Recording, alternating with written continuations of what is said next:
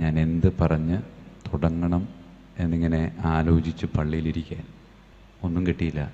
അപ്പോൾ വികാരിയച്ഛൻ വിളിച്ചിട്ട് എന്നെ ഇവിടെ കൊണ്ടുപോയി നിർത്തി. അപ്പോൾ ഒരു പയ്യൻ, ആരാണെന്നറിയില്ല, വികാരിയച്ഛനും കൊണ്ടുപോയി സ്തുതി കൊടുത്തു. അടുത്തത് വാങ്ങിക്കാൻ ഞാനിങ്ങനെ കൈ നീട്ടി, എനിക്ക് കിട്ടിയില്ല, അവൻ പോയി. അതാരും കണ്ടുമില്ല, അതുകൊണ്ട് വലിയ കുഴപ്പമില്ല. എന്നാലും ഉള്ളിലൊരു സങ്കടം. അങ്ങനെ ആ സങ്കടം ഉള്ളിലിങ്ങനെ നിർത്തി അവിടെ നിൽക്കുമ്പോൾ ദൈവം എന്നോട് പറഞ്ഞു, വികാരിയച്ഛന് സ്തുതി കൊടുത്തത് അച്ഛനല്ല, മറിച്ച് സ്തുതി പറയുന്നത് ഈശോ മിശിഹായിക്ക് സ്തുതിയായിരിക്കട്ടെ എന്നാണ്. അപ്പോൾ കൊച്ചിന് വികാരിയച്ഛനിൽ ഈശോയെ കാണാൻ പറ്റി, നിന്നെ കാണാൻ പറ്റില്ല, അത് നിൻ്റെ കുഴപ്പമാണ്, കൊച്ചിൻ്റെ കുഴപ്പമല്ല. മറ്റുള്ളവർ നമുക്ക് സ്തുതി പറയാവുന്ന ഒരു ജീവിതം നമുക്ക് ജീവിക്കാൻ പറ്റുന്നുണ്ടോ എന്നൊന്ന് പരിശോധിക്കണം. ആളുകൾ എൻ്റെ അടുക്കൽ വരുമ്പോൾ എൻ്റെ ഉള്ളിലെ ക്രിസ്തുവിനെ ദർശിക്കാൻ തക്ക രീതിയിലുള്ള ഒരു ജീവിതം നടത്താൻ ഈശോയെ എന്നെ അനുഗ്രഹിക്കണമേ എന്ന് സ്നേഹത്തോടെ നമുക്ക് പരസ്പരം പ്രാർത്ഥിക്കാം, ആശംസിക്കാം. എന്നെ വലിച്ച് ഇഴച്ച് ഇവിടെ കൊണ്ടുവന്നതാണ് നിങ്ങളുടെ വികാരിയച്ഛൻ. സത്യം പറഞ്ഞാൽ പല രീതിയിലും ഞാൻ ഒന്ന് ഒഴിഞ്ഞു പോകാൻ നോക്കി.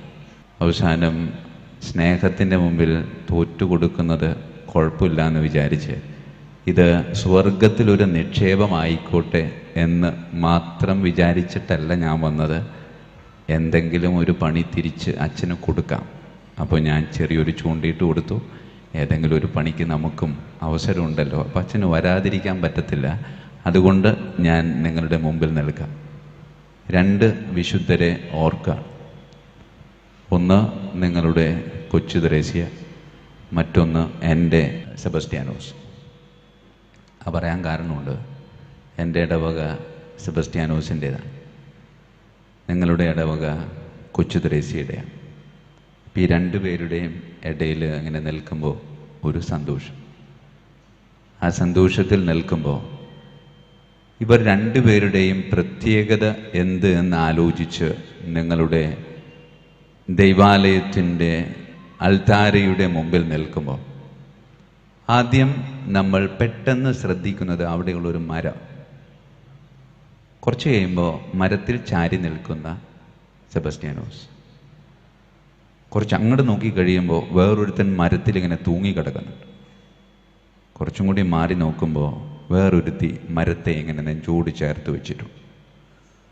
അപ്പോൾ മരവുമായി വളരെയധികം ബന്ധപ്പെട്ട് കിടക്കുന്ന ഒരു തിരുനാളായി എനിക്കിതിനെ തോന്നാണ്.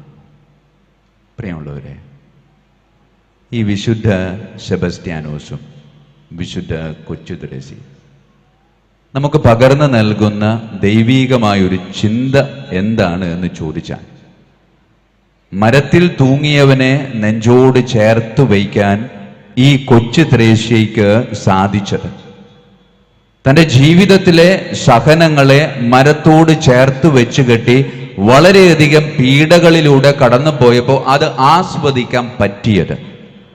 അവർക്ക് 2 പേർക്കും ഒരു തിരിച്ചറിവുണ്ടായിരുന്നു, ഈ ലോകം എന്ന് പറയുന്നത് വളരെ നിസ്സാരം, ഒരിക്കലും അവസാനിക്കാത്ത വേറൊരു ലോകമുണ്ട്. ആ ലോകത്തിലേക്കുള്ള യാത്രയിൽ ഇതിലൂടെ ലഭിക്കുന്ന സഹനങ്ങളൊക്കെ അത് കർത്താവിൻ്റെ സ്നേഹമായി അവർക്ക് കാണാൻ സാധിച്ചു എന്ന് പറയും. അതുകൊണ്ട് ഈ തിരുനാൾ ആഘോഷം നിങ്ങളോട് ഈ വിശുദ്ധർ പ്രഖ്യാപിക്കുന്നത് ഒരേ ഒരു കാര്യം മാത്രം, ജീവിതത്തിലെ സഹനങ്ങളെ കർത്താവിൻ്റെ സ്നേഹമായി കാണാൻ സാധിക്കും. അങ്ങനെ കാണാൻ സാധിക്കുമ്പോൾ കർത്താവ് നമ്മളായിരിക്കുന്ന സ്ഥലത്ത് നിന്നെടുത്ത് വിശുദ്ധിയുടെ ഒരു തലത്തിലേക്ക് കൊണ്ടുവന്ന് വെക്കും. ജീവിതത്തിലെ സഹനങ്ങളെ വേണമെങ്കിൽ വെറും വേദനയായിട്ട് കാണാം. വേദനയായി കാണുമ്പോൾ കർത്താവ് വരണമെന്നില്ല, നാം തന്നെ നമ്മെ തന്നെ രോഗത്തിൻ്റെ തട്ടിലേക്ക് എടുത്തു വെക്കും. അപ്പോൾ നമ്മുടെ മുമ്പിൽ 2 സാധ്യതകളാണ്. രോഗിയായി ജീവിക്കാം, വിശുദ്ധ പദവി ആസ്വദിക്കാം. വിശുദ്ധ പദവി ആസ്വദിക്കണമെങ്കിൽ തീരുമാനിക്കുക, ജീവിതത്തിലെ സഹനങ്ങളെ അത് കർത്താവിൻ്റെ സ്നേഹമാണ്. രോഗിയാകണമെങ്കിൽ എളുപ്പവഴി ജീവിതത്തിലെ സഹനങ്ങളെ വെറും വേദനയായി തരം താഴ്ത്തും. വ്യക്തിപരമായിട്ടൊന്ന് പരിശോധിച്ച് നോക്കുക, ഞാൻ രോഗിയാണോ അല്ലെങ്കിൽ വിശുദ്ധി ആസ്വദിക്കുന്നവനാണോ, ആസ്വദിക്കുന്നവളാണോ? നമുക്ക് കൃത്യമായ ഒരു വിലയിരുത്തൽ നമുക്ക് നൽകാൻ സാധിക്കും. അതിനനുസരിച്ച് ജീവിതത്തിൽ ഒരു മാറ്റം വരുത്താനായിട്ട് തീരുമാനിക്കും. കൊച്ചു ത്രേസ്യ പുണ്യവാളത്തെ പറ്റിയുള്ള ജീവചരിത്രവും പുണ്യവാളത്തിയുടെ ജീവിതത്തിലെ സുന്ദരമായ അനുഭവങ്ങളൊക്കെ കാലങ്ങളായി നിങ്ങൾ കേട്ടുകൊണ്ടിരിക്കുന്നതാണ്. എൻ്റെ വ്യക്തി ജീവിതത്തിൽ വളരെ സ്വാധീനിച്ചിട്ടുള്ള കൊച്ചു ത്രേസ്യയുടെ ഒരു സൂക്തം മാത്രം നിങ്ങളുടെ മുമ്പിലേക്ക് പകരുക. അതിങ്ങനെയാണ്: കൂടെ കൂടെ ദിവ്യകാരുണ്യം സ്വീകരിക്കുക, ദിവ്യകാരുണ്യ സ്വീകരണം ഒരു പതിവാക്കുക, ആ പതിവ് നിന്റെ എല്ലാ പ്രശ്നങ്ങൾക്കും പരിഹാരം. കൂടെ കൂടെ ദിവ്യകാരുണ്യം സ്വീകരിക്കുക, ദിവ്യകാരുണ്യ സ്വീകരണം ഒരു പതിവാക്കുക, ആ പതിവ് നിന്റെ എല്ലാ പ്രശ്നങ്ങൾക്കും പരിഹാരം. വേറൊരു വാക്കിൽ പറഞ്ഞാൽ എല്ലാ ദിവസവും പള്ളിയിൽ വരിക, ദിവ്യകാരുണ്യം സ്വീകരിക്കുക. നിന്റെ ജീവിതത്തിൽ പ്രശ്നങ്ങൾ ഉണ്ടാവില്ല. വീണ്ടും അടിവരയിട്ട് പറയുന്നു, പ്രശ്നങ്ങൾ ഉണ്ടാവില്ല എന്ന് പറയുമ്പോൾ പ്രശ്നം എന്ന് പറയുന്നത് നമ്മുടെ കണ്ണിലൂടെ നോക്കിക്കാണരുത്. തമ്പുരാൻ്റെ ഒരു കണ്ണുണ്ട്, അതിലൂടെ എൻ്റെ ജീവിതത്തെ എനിക്ക് നോക്കിക്കാണാൻ പറ്റും. അനുദിന ബലിക്കുള്ള പ്രാധാന്യം ഈ വിശുദ്ധ കൊച്ചു ത്രേസ്യ ഒരു 25 വയസ്സ് പ്രായം പൂർത്തിയാക്കാൻ സാധിക്കുന്നതിന് മുമ്പ് തമ്പുരാൻ എടുത്തുകൊണ്ട് പോയത്. പിന്നെ അവൾക്ക് ഇത്രമാത്രം ദിവ്യകാരുണ്യത്തോട് താല്പര്യം എങ്ങനെ ഉണ്ടായി എന്ന് ചോദിച്ച അപ്പനോ അമ്മയാ. അമ്മ 3.5 വയസ്സിൽ മരിച്ചു. പിന്നീട് കയ്യിലുള്ളത് 5 പെൺമക്കളാണ്. അപ്പൻ, പ്രിയമുള്ളവരെ, പെൺമക്കളെ അപ്പൻ വളർത്തിക്കൊണ്ടുവരിക എന്ന് പറയുന്നത് അത്രമാത്രം ബുദ്ധിമുട്ടാണ്. ഈ വിശുദ്ധ പങ്കുവച്ചിട്ടുള്ളൊരു കാര്യം ഇങ്ങനെയാണ്: എൻ്റെ ജീവിതം ആരംഭിക്കുന്നത് അൾത്താരയിൽ നിന്നും, ദൈവാലയത്തിലെ അൾത്താരയിൽ നിന്നും. എൻ്റെ ജീവിതം അന്ന് സമാപിക്കുന്നത് എൻ്റെ കുടുംബത്തിലെ അൾത്താരയിലുമാണ്. വേറൊരു വാക്കിൽ പറഞ്ഞാൽ ബലിപീഠം മുതൽ ഈശോയുടെ തിരുഹൃദയം വരെ നീണ്ടു നിൽക്കുന്ന ഒരു യാത്രയായിരുന്നു വിശുദ്ധ കൊച്ചു ത്രേസ്യയ്ക്ക്. ഇത് അവൾ പഠിച്ചത് അവളുടെ അപ്പൻ്റെ അടുക്കൽ നിന്ന്.